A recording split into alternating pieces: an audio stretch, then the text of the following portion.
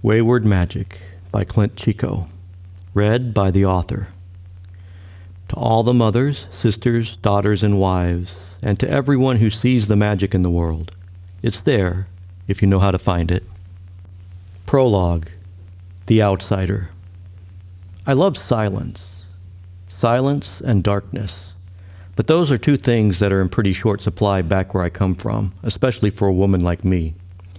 Then again, back where I'm from, there really aren't very many women like me.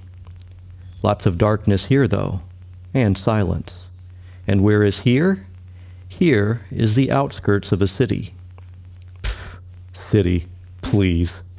These people call it a city, but these people consider any place with buildings taller than 1 or 2 stories to be a city. Any place where the majority of the people aren't related to each other by birth or marriage. Trust me, I've seen real cities, with actual buildings that tower over you and reach the sky. This is, I don't know, what? A town? Township? Municipality? Who the hell knows? Call it what you want, but this is no city. These people also consider this a castle. Please. This is barely a stronghold. It's made of stone, sure, and it's 2 stories tall. It's got inner walls and outer walls. But castle? Come on. There are no towers, there's no drawbridge, no moat, not even a small one. It doesn't even have a portcullis, for God's sake. I mean, what kind of castle doesn't have a portcullis, am I right? Ergo, not a castle. But they still call it a castle. Black Blood Castle. As if giving a name like that to this hunk of bricks is supposed to frighten me or something. Black Blood. Ooh, scary. Calling it black blood is stupid too, since the stone used to build this place is neither black nor red, so it doesn't make sense visually. It's just, well, it's that sort of tannish gray color that stone usually is. You know, it's stone colored. I don't know the correct term for it. It's just like the dozens of other strongholds that I've encountered before this one. The difference, of course, is who this stronghold belongs to. The difference is what's inside. More on that in a minute. First, I need to sneak in. No problem there, since, first off, like I said, it's on the outskirts of a small city town thing. Not a village, it's not that small. So let's say town. And outside of this town, the roads are dark and poorly lit at night, not often traveled, and easily traversed by someone who knows how to move silently and hide in shadow. I mentioned before that I like silence and darkness, right? And yes, that's partly because I enjoy the peace that the quiet brings, and bright light sort of hurts my eyes. But I'd be lying if I didn't admit that the dark and quiet also make my job a hell of a lot easier. And tonight, my job is breaking into this stronghold. Oh, you're probably thinking, so you're a criminal. Well, I suppose that depends on how you look at it. What if I'm stealing from the criminals, Didn't think about that one, did you? No, you didn't. There are people who consider me a criminal, yes, but I prefer the term anti-authoritarian. But bottom line, yeah, I'm here to steal something. And what exactly am I after? I'm getting there, hold on. My point is, right now it's dark and quiet, late at night, and the stronghold, totally not a castle, that I'm infiltrating is also poorly guarded. I've done my reconnaissance, I've scouted the location, memorized blueprints and diagrams. I know the exact location of what I'm after, and exactly how to get to it. I'm dressed in black. Well, of course I am. The group I belong to always dresses in black. It's sort of our thing. Also, you know I'm sneaking into a stronghold at night, so even a moron would be wearing black. But more than that, I'm also wearing a cloak that is so well designed that it pulls in the scant amount of starlight and moonlight that filters through the clouds and reflects nothing back. It makes me literally dark as night. Pretty badass, right? And now you're thinking, well, such a thing can't exist. Why? Just because you don't have one? You've probably also never owned a dragon, and that doesn't make them any less real. Well, okay, dragons aren't actually a thing, at least not as far as I know. I was kidding about that. But my pitch black cloak is real. Also, the cloak is nice and warm for when the chill sets in, and it has one of those nice wide hoods that you can pull all the way up so it hides your face. So yeah, it's an all-around pretty great cloak. Anyway, I digress. I'm dressed in black, dark as night itself, and silently stealthy. The silence and stealth come from my training, by the way, not from any specially designed magic cloak. Magic. Funny word, magic. It basically comes down to this. There are things we can explain, and things we can't. Things we can explain are called science. Things we can't, we call magic. Oh, we might use other words as well: intuition, superstition, religion, the paranormal. Belief, faith, magic, it all comes back to the same thing. So what do I use to sneak past the few poorly trained guards stationed around this structure? Technique and knowledge. There's nothing magical about it, even with my special cloak. Again, I was kidding earlier when I called the cloak magic. There's really nothing inherently magic about it, just a very scientific understanding of light, fabric, texture, and pigment. Not that I understand how to make a cloak like this, mind you. Then again, could you make the clothes that you're wearing right now? I highly doubt it. Anyway, you've got me distracted again. Where was I? Oh yes, sneaking past the exterior guards. I hide in shadows, wait patiently, move silently. And once I'm past the guards, do I head straight for the front door of the stronghold? No, of course not. You think I've survived this long by being an idiot? I slide along toward the back wall. I continue to hide in the shadows and move slowly and silently until I find what I'm looking for, which is right where the building's diagram showed it to be. A window, 14 inches wide, 22 inches tall, 15 feet off the ground. The window's not barred, of course. Why bother? Because who in the world can scale 15 feet up a sheer stone wall and then slip through such a narrow opening? Well, I'd look pretty silly describing all this if I couldn't do it, now wouldn't I? And as I scale the wall, reach the window, and pull myself inside, perhaps you think there's magic involved here. But again, no. I simply know how to find the handholds and footholds in the brick that most people miss. I'm also incredibly strong for my size, which is small, petite, right at about 5 foot tall even, but all muscle. That keeps me light, able to climb fast, and able to squeeze through the narrow window even with my cloak on. I'm also incredibly well trained and experienced. I've been doing this most of my life. So no magic here. That's not to say magic's not real. That's not to say it doesn't exist. It very much exists. Just because I have no magical ability doesn't mean that other people don't. After all, I wasn't born here. Once I'm inside the stronghold, it's not too hard for me to avoid the occasional servants and 1 or 2 guards who are wandering aimlessly around the place. Another benefit of infiltrating in the middle of the night is that it's dark, it's quiet, and most of the castle is asleep. Castle. Listen to me, now I'm doing it. The room that I'm looking for is a small, locked, safe room about 20 feet across. I've never seen inside it, obviously, since I've never stepped foot inside the stronghold before tonight. But I've got the layout of the stronghold memorized. All I need to do is draw any pesky guards away from the door. Starting a small smoldering fire in one of the empty hallways a distance away from the storeroom does the trick. No real danger from the flames, but a lot of smoke, enough to be noticed and to warrant a call for help. From my hiding spot a short distance from the safe room's door, I can see the 2 guards that were meandering nearby as they heed the call and take off in the direction of the fire. This is my chance. It takes me less than 15 seconds for me to pick the pathetic excuse of a lock on the door. Again, I'm a professional. And I'm inside the safe room with the door shut behind me. The room is dark and windowless, but there are small braziers in the corners and rows of unlit candles affixed to the walls. I light a punk off one of the braziers and take a minute to light several of the candles. Flickering light casts out across the room, enough to see by anyway. And on the far wall, across from the door, are a series of drawers, some long and shallow, some small and thin, all filled with documents. What'd you think I was after? Gold? Jewels?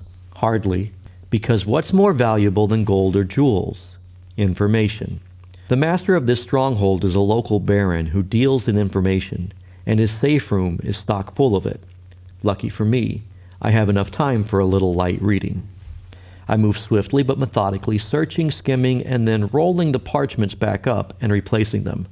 Open the drawer, scan the contents. If it's not what I'm looking for, I move on. One document causes me to pause, reading more fully. Not what I'm looking for, but I roll it up and tuck it away anyway in one of the wide pockets inside my cloak. A few minutes later, I find what I'm looking for. It's a list of names and locations. The only clue as to what connects the names is a headline across the page. Known or suspected users. I roll up the document and pocket it alongside the other one. I could simply memorize the document if I had more time, but I can't chance it. I need to keep moving. I'm standing there deciding whether to take a moment to dig through the rest of the documents And that's when the door swings open behind me. "Thief! Turn slowly and show us your hands."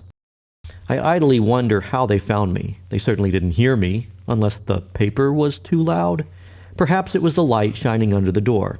Ah, well, either way. I move my hand slowly up and out, and I turn around in a slow, non-threatening way. There are 5 guards spread out just inside the doorway. Leather armor, some chainmail.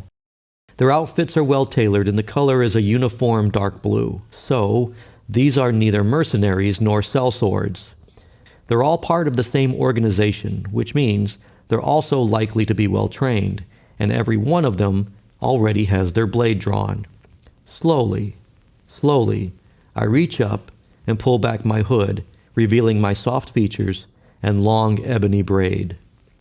"A woman," one of the guards gasps. I try not to look offended by his gasp of surprise. I get that a lot. "And a small one at that," another guard adds. I get that a lot too.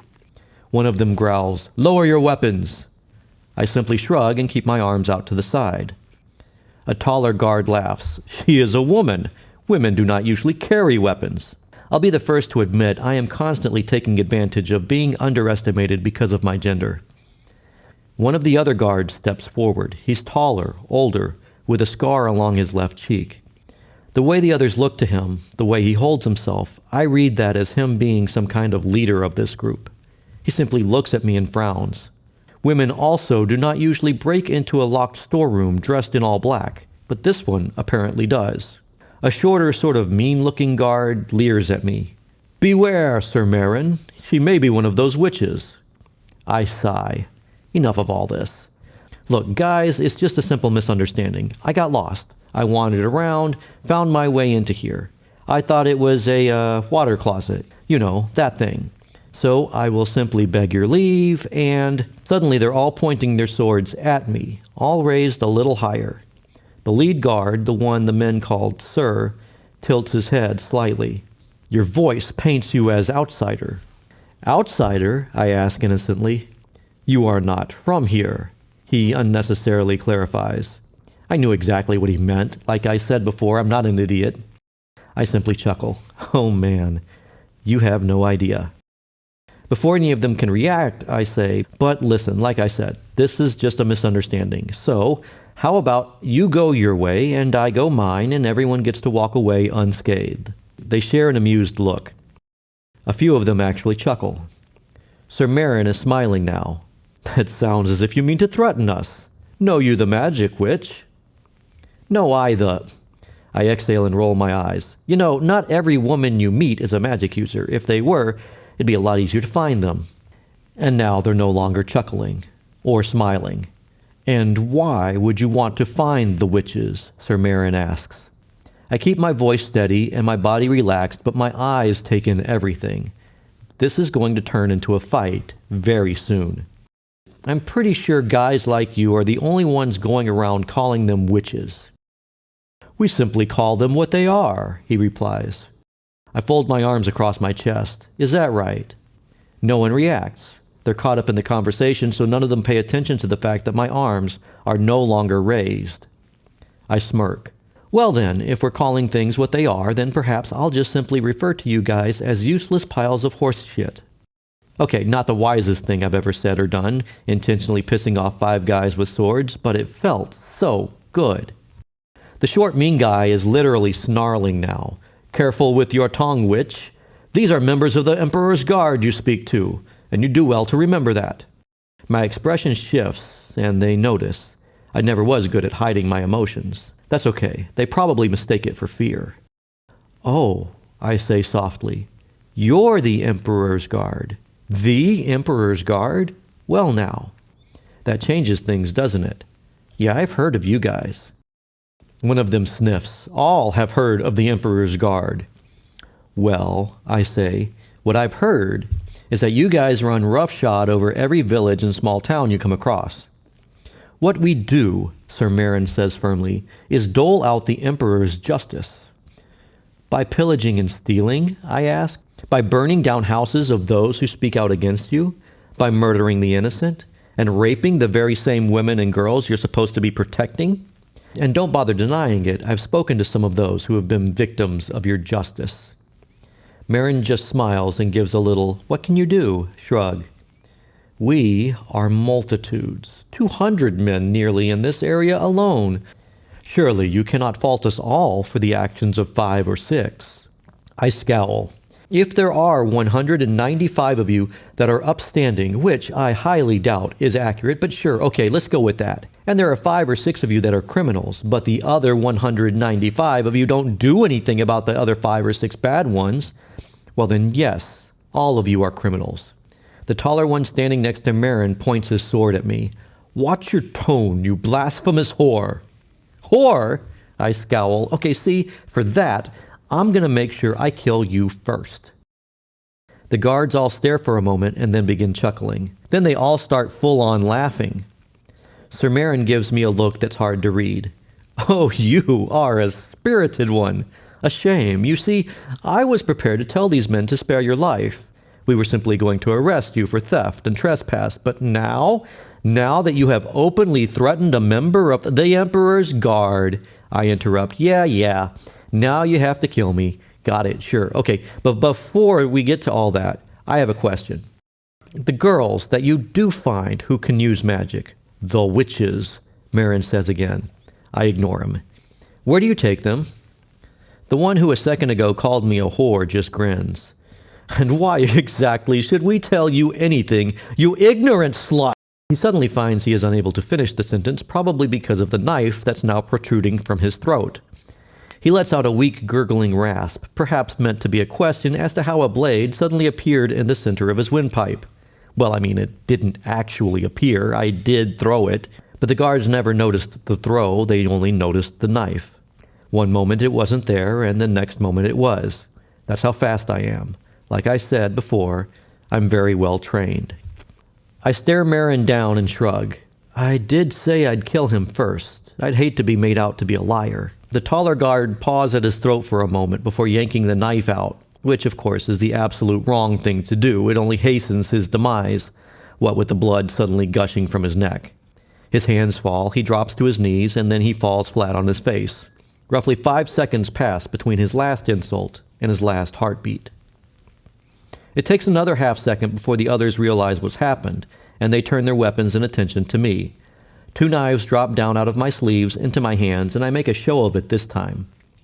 I want them to see. "Okay," I say. My voice is quiet but firm. "Everyone stay where you are. The first guy to come at me loses an ear. Now, all I want is an answer to my question. Where are..." I stop, whirl, and throw. The guard who had stepped up, who was 2 seconds away from trying to skewer me with his sword, is now screaming. His sword clatters to the floor as he throws a hand up and presses hard against the spot where his ear had been.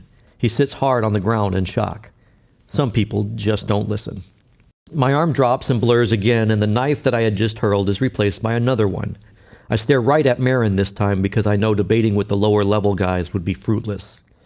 "Doesn't have to be this way. Tell your guys to stand back.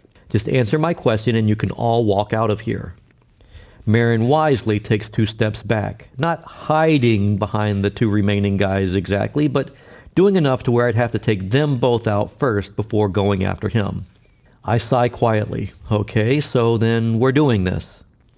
Marin's eyes narrow. "Kill her."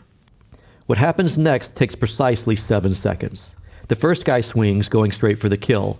A 2-handed strike downward designed to cut me in 2. Bad idea, since it does 2 things. 1, it really pisses me off that this guy is trying to kill me. And 2, it exposes a weak spot in the type of armor these guys are wearing. My hands shift in a blur. The knife in my left hand slides upward and out, deflecting the sword out and away just enough for it to miss me. The knife in my right hand drops down and then shoots back up in a flash, under his arm, finding the joint where the sleeve of his armor connects to the body. My blade digs into the hilt, and his body stiffens in surprise. Less than 2 seconds.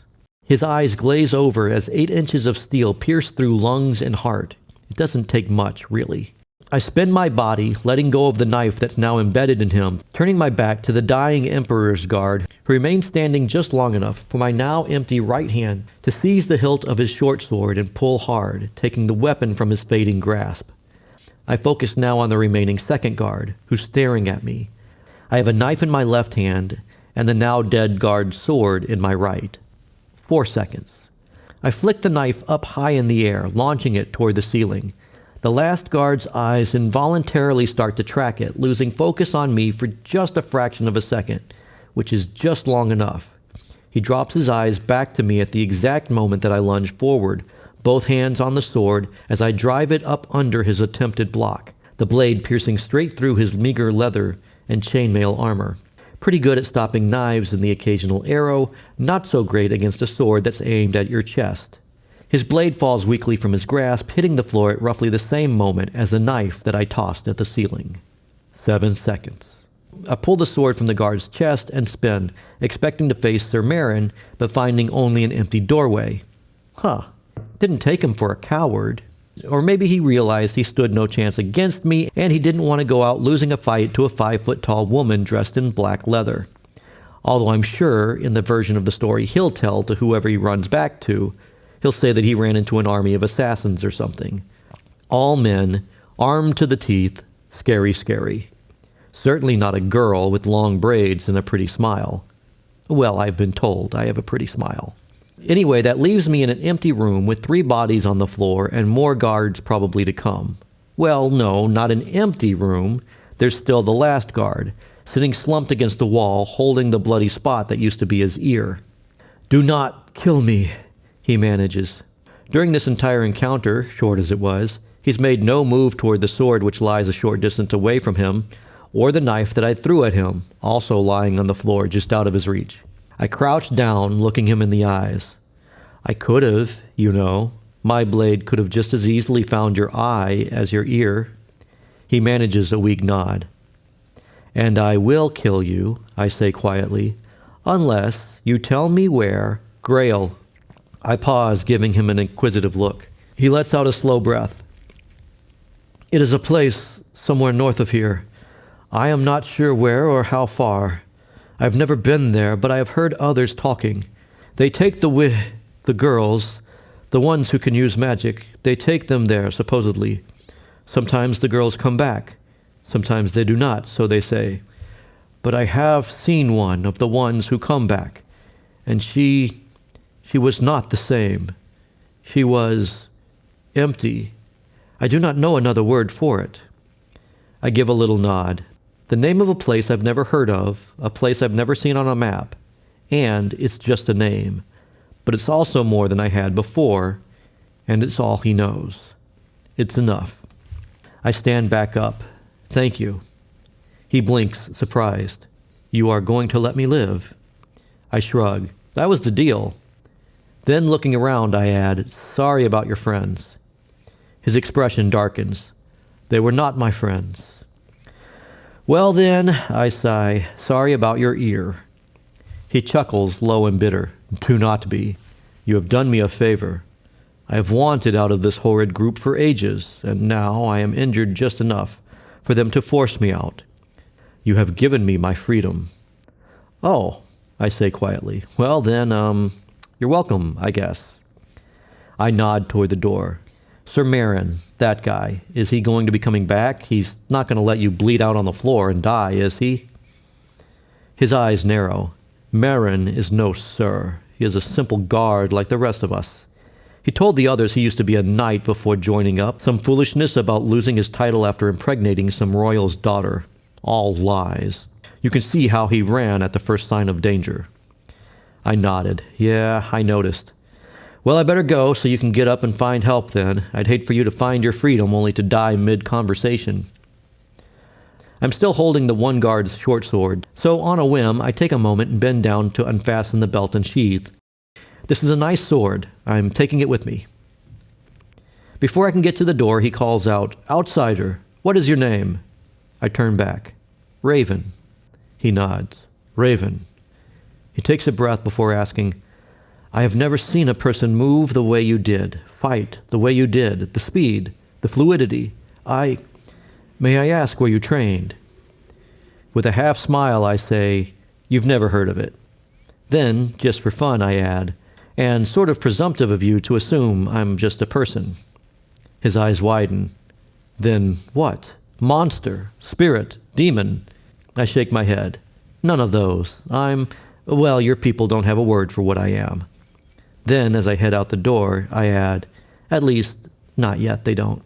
But do me a favor. Then I throw him a wink. Let them know. Tell everyone you see. Tell them what? He asks. Tell them I'm coming, and I'll kill anyone who tries to stop me. And with that, I sneak out into the darkness and silence.